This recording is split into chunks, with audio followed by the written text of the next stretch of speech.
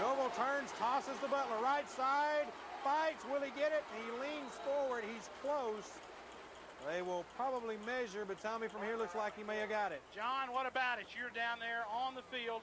What's your vision? He cut it back. I think he's short, but they marked it. It looks like he's short, but they're going to bring in a measurement. As I get down here now, it looks like he may have gotten it, Tommy, and he by got it about a football. They're going to bring out a measurement. He cut it back up against the grain, and when he did that, it allowed him to get an extra yard or so. We'll keep it down here. He's going to have it by about a football's length. He does. First down. So Mount Juliet picks up the first down, and Tommy, a good job of running by Butler. C hit him about a yard shy of the first down, but he was able to spin off.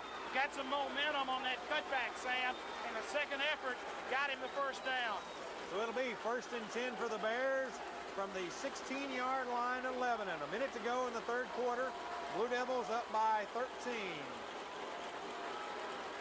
Norval looks over. He will give it to Oldham straight up the middle, powers forward, and is wrestled down about the 12-yard line as Joel Griffin, for his size, Tommy, looked like Griffin just picked him up and slammed him down. Griffin strong in the upper body, made the good contact and got him going backwards. Lebanon's defense with 30 seconds to go now in the third period, wanting to stop the Bears. I think some pride on the line right here, Sam. 2nd down and 6. And this will probably be the final play of the third quarter. Norval brings his team up to the line. He will roll, wants to throw. He's going to be, nothing's going to happen to him. He would have been sacked in the backfield, but the flags fly and all the noise, Tommy, we couldn't hear the whistle blow. And that's going to be probably a 5-yard penalty on the Bears. It is a legal motion on Mount Juliet. And that'll back them up 5. And something we've seen this evening, or had the ability to, well, not see, but hear, is this game, unlike Columbia, the fans have had a chance to get into it. Fans really excited tonight, and Glenn Gardner supplying the plastic shakers tonight, some old milk jugs, and Lebanon's crowd really excited and using those things to our advantage. And that's going to be the end of the third period as Lebanon is 12 minutes away from a win. They've got to hold on. Mount Juliet as Lebanon leads Mount Juliet 13-0. We'll be back in just a moment. I'll get it back out of the break. All right. 12 minutes to go in this football game as Lebanon leads the Bears by a score of 13-0. Mount Juliet threatening, though. 2nd down inside the Lebanon 20-yard line. 2nd down and just a little bit over 10, right at 11 yards to go after the illegal motion penalty set them back 5. But a good drive for them so far, Terry. Sam, Mount Juliet took over on their own 27, have driven all the way down to Lebanon 17. It's taken them 13 plays, 12 of those on the ground. No secret to what Mount Juliet wants to do. They want to ground it out on the ground. 2nd down and right at 11. 2 wide receivers, right side, split back. Norval wants to roll to his right. Has some protection, now has company. Throws. It is intercepted by Lehue at the 12-yard line. That defense, Sam, has come through, and the littlest guy on the defensive side of the football, Lehue, comes up with the biggest play of the night. Chris Lehue, 5'9", 167, and he gets Lebanon's defense out of the hole with the pick. Well, the play was designed to go to Hayes as Norval rolled to his right, and he was just a little underthrown. And beautiful job as Lehue just stepped in front of it. Sam, we've got a delay on the field as the clock here at Lebanon High School has stuck. Now they are... Bug flew in my eye, and he was about the size of a battleship. Wow. Oh, the clock doesn't work. Tommy's having bug problems, and, well, Lebanon's got the football back, folks. It will be 1st down and 10 from their own 12. Stafford is your tailback, Grissom the fullback, Cherry wide to the right, Clemens to the left, Reeder the quarterback. And movement on the right side of the line, and the question is, did the offense move before the defense hit them? And it looks like it will, so that'll back them up about 5 yards. It'll put the ball at the 7-yard line, Tommy. Have you recovered from your bugging? Well, just remind me to bring my goggles next week, Okay. and I'll be in good shape for this thing. But Lebanon with the penalty tonight. Terry, how's the penalty situation gone against Lebanon? That's 2 penalties for Lebanon tonight, 15 yards. 4 penalties for Mount Juliet for 20 yards. Tommy, in the third quarter, Lebanon only ran 3 offensive plays as Mount Juliet controlled the ball but did not score against the Lebanon defense. So 1st and 15 now, the 7-yard line. Lebanon trying to get out of the hole. Stafford straight up the middle, nowhere to go, as he is hit immediately in that backfield by Todd Kelly, and he'll fight back to the line of scrimmage, so it'll be 2nd and long. And Tommy, really in the second half, though Mount Juliet didn't score, it's almost felt like the momentum's changed a little bit their direction. Mount Juliet able to keep Lebanon from doing anything at all offensively in the third period by running the football. They had some success running the ball in the third period. We only got 3 snaps. So Lebanon now backed up in the hole, trying to come out. 2nd and 15. As a wide receiver to the right side is Clemens. And now Carson goes in motion to that direction. Reeder toss sweep to Stafford right side, has a block. Can he turn the corner? No. He will get back to the line and about a yard further as he is drugged down by Fagart. As well out there was Huckabee, but Tommy, really a lucky break as he went spinning around again, and he's had a habit of that ball coming out when he's spinning. That's awfully tricky, backed up close as we are to our own goal line. Brooks Cherry comes in with a play. Out goes Gannon. So Lebanon gets one of the tight ends out. So we'll have 2 split receivers in the football game, along with Elliott Carson, the Lebanon tight end. Huckabee goes out for the Bears. Ross Hayes will return for Mount Juliet as it's 3rd and 14. Deep territory for the Blue Devils. Reeder, a long snap count. Now he'll give it to Stafford on the toss to the left. A little bit of a hole, some running room out to about the 12-yard line, back to the original line of scrimmage.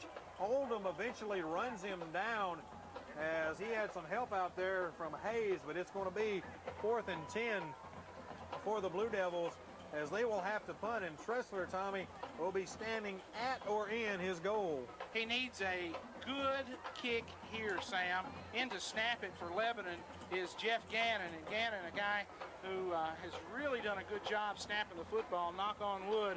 I hope that doesn't jinx him. Tressler will stand at his 1-yard line. Butler back just across midfield. And they try to block it, but a good punt by Tressler. Butler at his 42. Has some room, 50, 45, on his feet, 40, 35. Flag goes down as he goes down at the 36 as Phillips got him. And Tommy Phillips grabbing that right leg. Looks like he may have a little bit of a cramp in his calf. They were working on him on the sideline before they went out there. Gannon is down.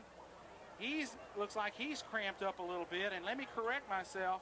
Atwood was in there to snap that time, so the big mark-off will go against the Bears.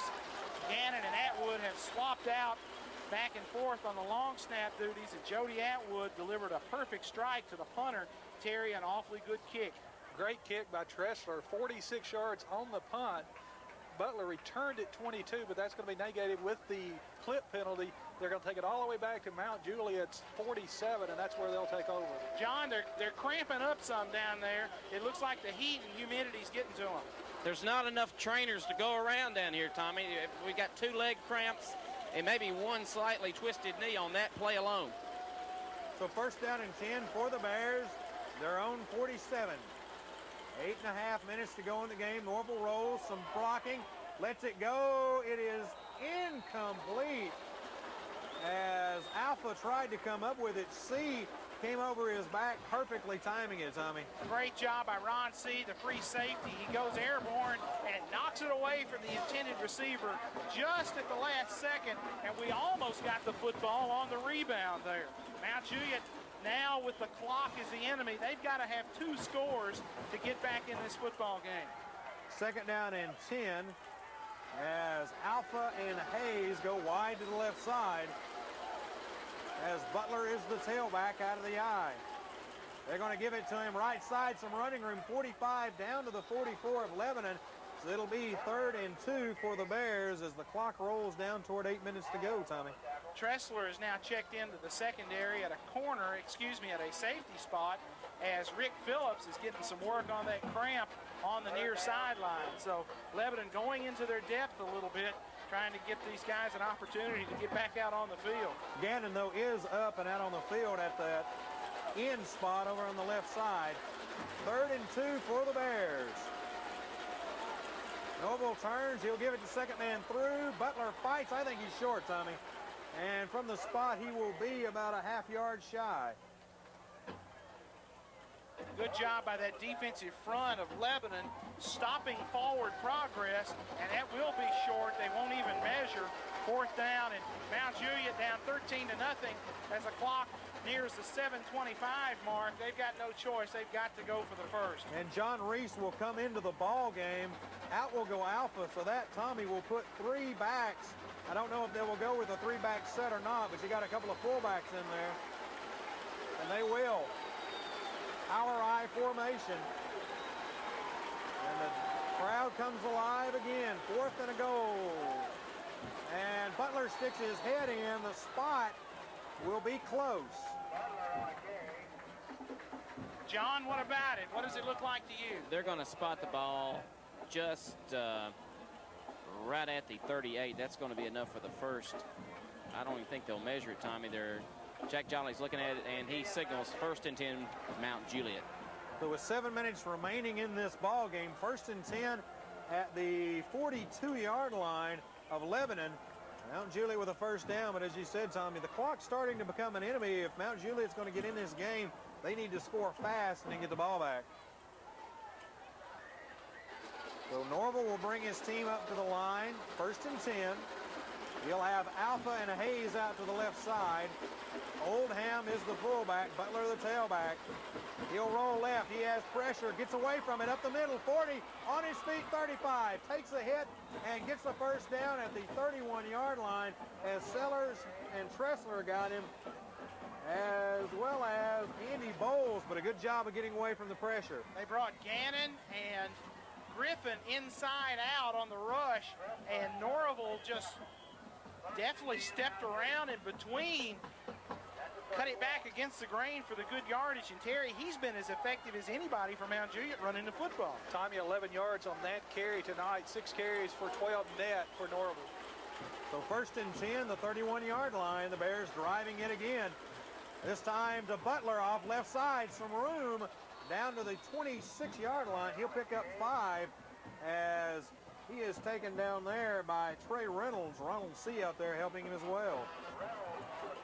Under 6 minutes to go as Hayes will come in. Out will go Chandler. So an extra wide receiver in the game now for the Bears.